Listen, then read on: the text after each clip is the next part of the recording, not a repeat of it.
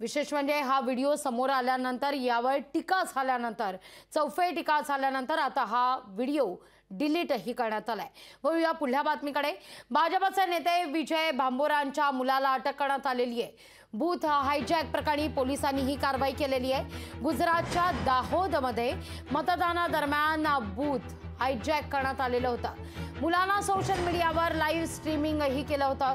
Live stream करत EVM आपल्या बापाचं असल्याचं देखील म्हटलं होतं। आपचे नेते संजीव झा यांनी हा व्हिडिओ ट्विट करत भाजपसह निवडणूक आयोगावर आता निशाणा साधलेला आहे। निवडणूक आयोग निष्पक्षपातीपणे कारवाई करताय का, असा सवालही संजीव झा यांनी आपल्या ट्विटमध्ये उपस्थित केलाय।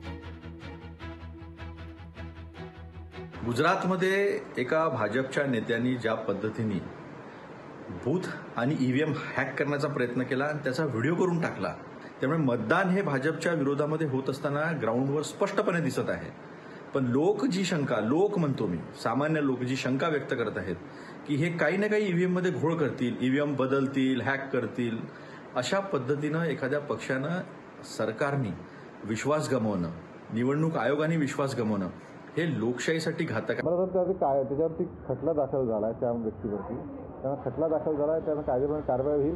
प्रश्न कुठलाही याचा असो तो कायद्याप्रमाणे कायदा सक्षम आहे त्या विषयात कारवाई करण्यामध्ये, त्यामुळे त्यात काही बोलण्यासारखं नाही। लोकशाही मराठी ऐका, पहा, जागरूक रहा।